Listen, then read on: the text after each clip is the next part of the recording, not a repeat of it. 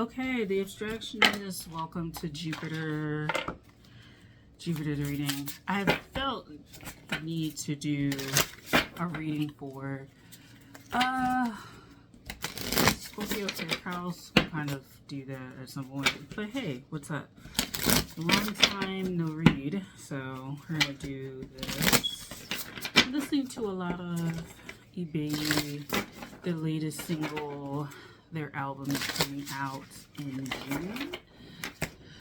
I'm really excited for it. I've been listening to it nonstop, so I'm very curious to see what my Spotify is going to be like. I'm gonna use this bergamot and sage, even though it's not like a spiritual spray. I like the smell of it. Ground. Calling in good vibes, ancestors that are helpful, guides that are gonna be helpful. So yeah, this is for Jupiter. If you don't know, I never really read by zodiac. I read by planet. So anyway, the deck that I'm using is the Runners of the Sun. It was one of the decks that I don't remember ever buying. And then yeah. Okay, so Jupiter. Some of y'all could have Jupiter conjunct Uranus.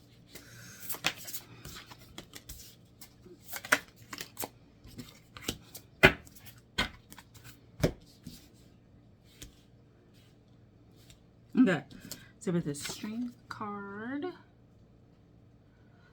we have this Grounded card.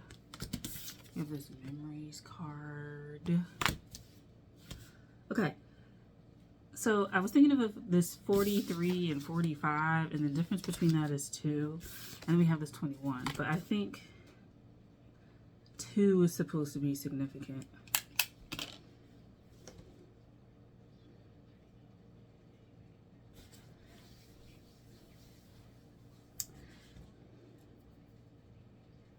For some people, there might be, yes, needing to get grounded and stuff like that, but there may be a specific portrait of a tree that you really enjoy, and for some reason, it's like past life, or it's like medicinal in nature, wow, okay, medicinal in nature, or it holds a significance, and it could be like the title of the thing is like the oak or some shit like that, like the birch tree or something like that. You know what I'm saying? Like it could be the title of the actual artwork.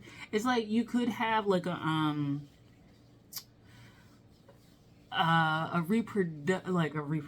reproduction of it, a print of it essentially in your house. It could also be a portrait that you painted when you were a kid, or your parent did, or your child has painted it, and it's like it may not be one of the first portrait that they did, but it's a significant one because it's one, I don't know, it's almost like this portrait of this tree, this painting of this tree, is the signaling of some sort of awareness that has come into focus for this person. It could be like tree spirits. It could be like ancestral kind of understanding or something like that.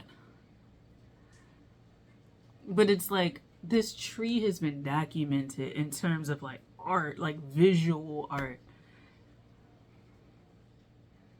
Like visual art. It's kind of interesting because like I want to do a poetry collection about stuff, and one of them is a tree, but I don't feel like it's tied to that. I feel like this is very significant. Like it's a significant tree to people, but it's been visually documented. That's the thing. It's been visually documented. Like it's a very interesting piece of artwork or something like that someone has visually documented. And like looking at it or exploring that time period, like it may be that this time period signals a shift in like something. So like, what do I mean by that? It could be that the person who created it was going to soon experience a shift, or in drawing the tree was capturing a shift. But when you look up the artist, if it's like a specific like Renaissance painting, it's a shift. There's something in time that like it's capturing that like threshold.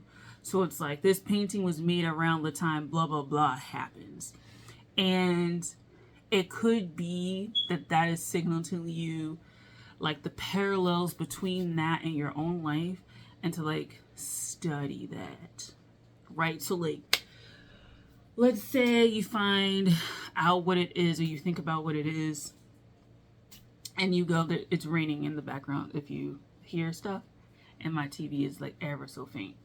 But it's like you look at the painting, and it was made in like 1885, and it was like the marker between like an event happening in this area. That event is paralleling your life, and that's why you may be very drawn to it. Some people may also capture a especially if it's a child, it could be like connection to spirit and things like that. Oh my god, I just had it. It's more like they're being guided to think about that.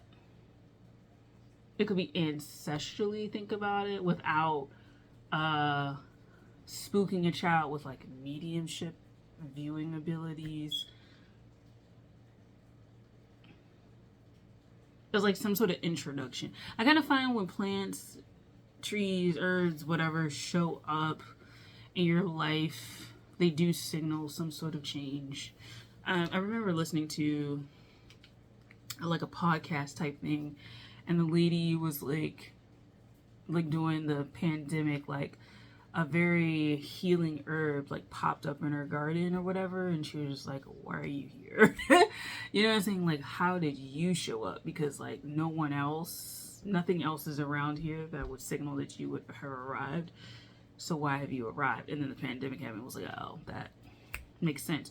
This painting and this portrait was signaling something was happening, you know? Some sort of shift.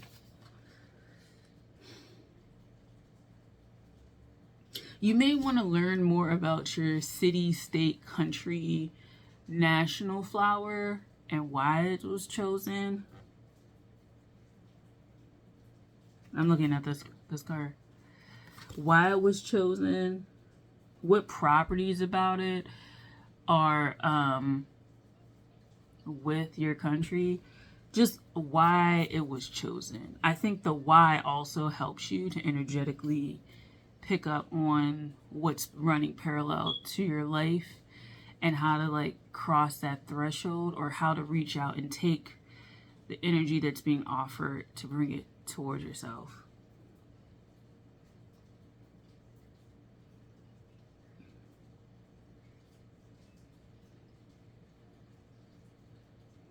There may be a strain of flower that we have, well, there's definitely strains of flowers and plants and animals and blah, blah, blah that we haven't discovered yet.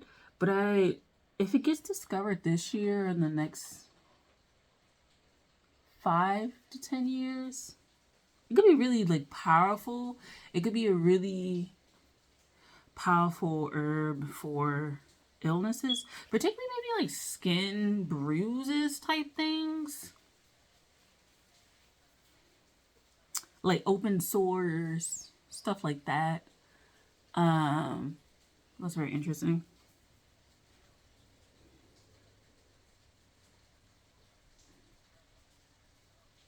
There also could be one that you chew a lot on, like you can chew it, you can eat it, digest it.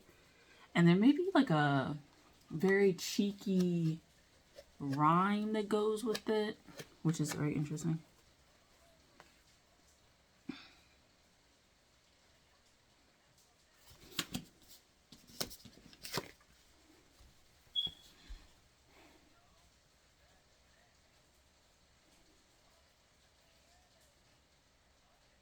For some, there may be another plant or an animal.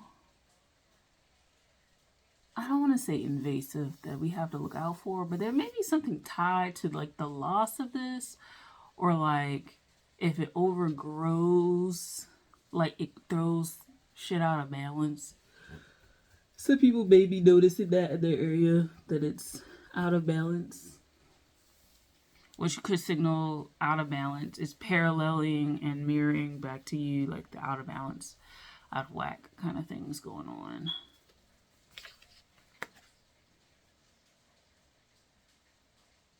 Forcing you to maybe notice what's out of balance and understanding it.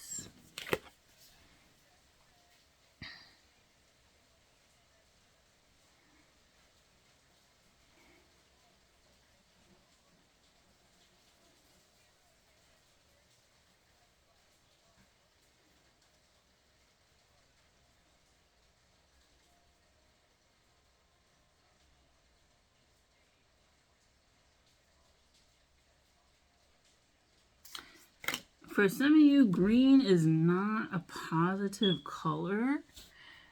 And I would explore why that is. Because it's like, when I was looking at this, there's like, in my mind, like a snake that came out, or like really stinky smell. But I'm trying to figure out personally why that would be. But for some of you, green may be a signal of illness, a signal of war for some reason, or just like not a good color to associate with. Like, I don't know, for some people green isn't a good color. It may be a cultural thing that green, it could be like wearing green. If you see a lot of green, that could be an issue. It's like it's almost like it could be a specific green thing that you see that like actually is pretty bad, like pretty invasive. Like here, like I have poison ivy in my bag. It's green, but it's not the best. But some people, it may be like something green, something gross.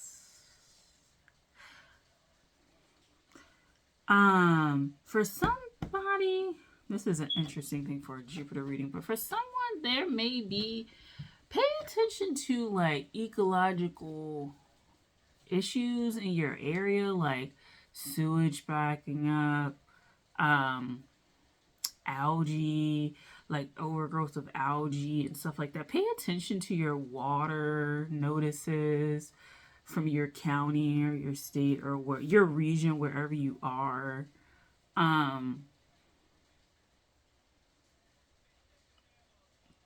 If you live near a water source, there could be a stagnancy there that is also causing issues. I'm getting a lot of like algae buildup.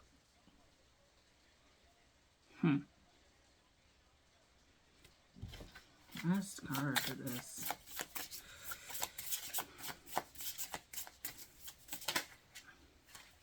Fleeting.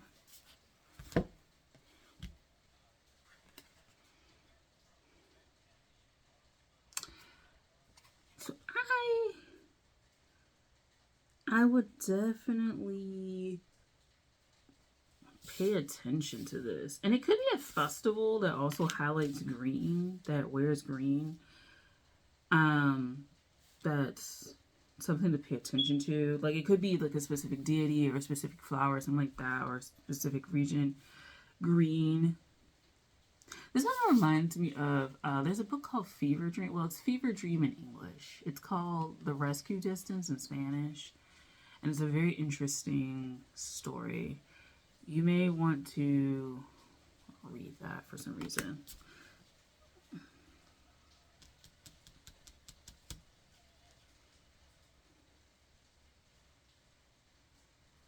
When you meditate, you may also see a lot of green, and that could also be your signal that you're on the right path or that there's something you need to pay attention to when it's green, which is very interesting.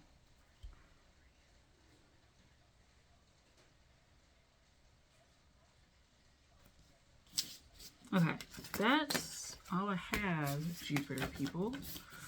Thank you for watching. Oh, God. Thank you for watching. I will... Even this one. Gatekeepers. Yeah, something green. Something green is there. It's kind of interesting because... Then a Claritin commercial comes on and it's all this green grass and shit. But there's something about the color green that signals more of a warning than a like, yeah, like it's more of a warning type thing. But I think it's a threshold kind of thing for some people. Okay, thank you for watching. I will talk to you guys later. Bye.